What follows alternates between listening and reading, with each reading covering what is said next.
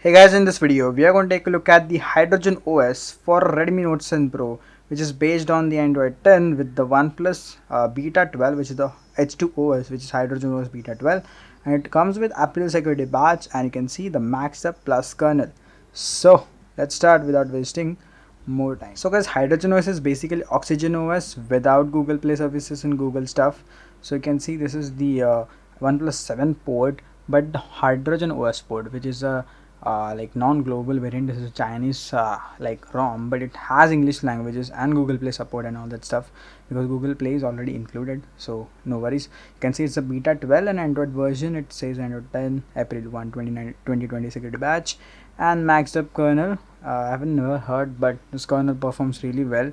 Haven't played PUBG, but yeah, overall performance is nice, and also the battery life is also great. As I said, even if this is HydrogenOS, this is a modified port, so we have Google Apps and Google services, so all of the apps are working fine. Just my bank app is not working. I have the IDBI Bank app, Indian bank. I don't know why it's not working. It just asks for location permissions. I have given all permissions, enabled location, but it doesn't work. I don't know why. Magisk is also enabled. Magisk hide, the bank is hidden, bank app is hidden, but yeah, still I don't know why. So this is the only issue I have faced, and some slutter sometimes, but yeah, except that, battery life and all this stuff is really awesome. Kernel performance is awesome, so you can play PUBG really smooth. And also it has Gcam pre-built, so you can see Gcam is pre-built, so there are no tension. The OnePlus cam is removed because it is not that much of use. Also we get this browser, which is I guess limited to China and has the OnePlus home screen, so maybe HydrogenOS comes with this launcher as this browser as default, and other stuff is mostly same. This is the launcher, you can see.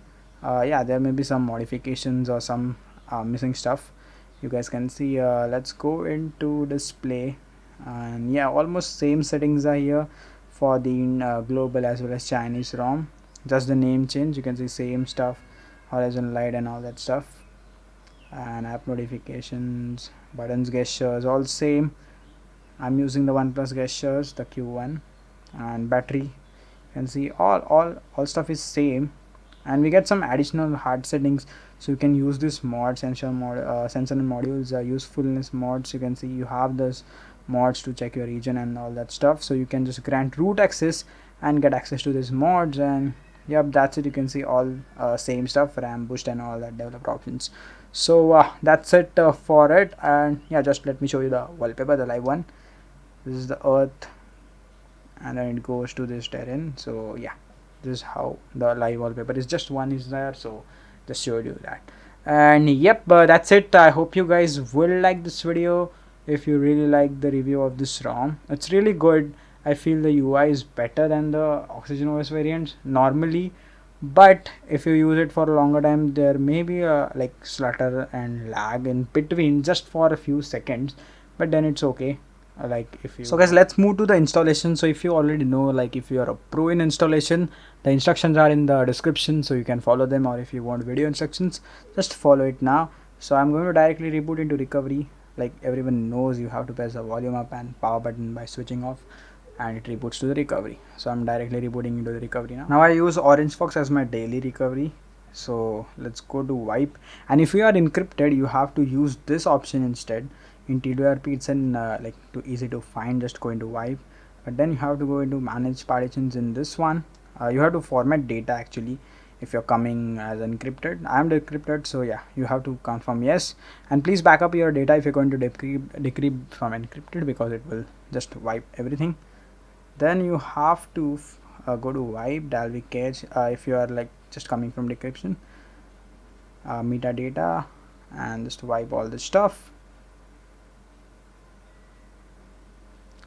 Then you have to flash OxygenOS beta, add to queue, just the data fix patch 1. The second one you have to flash after reboot, so just flash it and it will reboot. Now let's meet at the setup screen, where I will just reboot back and flash the patch and tell you what it fixes. So guys, as you can see, it's booted, and this is the setup screen. Maybe you can just skip this. So let's go, and you can see my SIM card is not getting detected because we still have to flash the fix to, the data fix to, and let's just skip it. Let's skip it. Yes. Skip. Not now. Next.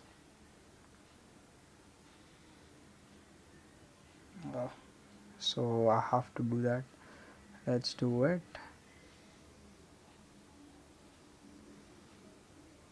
Okay, it's done. So the setup has been completed. You can see just booted. Now let's again boot into recovery. Now this time I have to use button. So let's meet at the recovery. Now guys, into the recovery, just flash the data fix 2, and if you want Magisk, you can flash it. Okay, it has been flashed and it's just rebooting. Let's meet at the home screen now, and SIM card issues will be fixed. Like this is the data fix. So, and Volte, Wi-Fi, everything works totally fine after this. And guys, as you can see, after flashing data fix 2, the SIM card is working fine. Also Volte, you can see the Volte icon, the new like it's a different Volte icon from the OnePlus OxygenOS, the global variant. So yep, that's it, and I hope you would like this video, and if you have like this video, press the like button please, and if not, please the dislike button. That will be a feedback for me. And yes, for feedback you can also post comments down below in the comment section, or any queries you can just comment down below or on Instagram. Yeah, maybe I can just help a little bit. So yeah, that's it, and bye bye guys, and also please stay at your home and stay safe. Bye bye.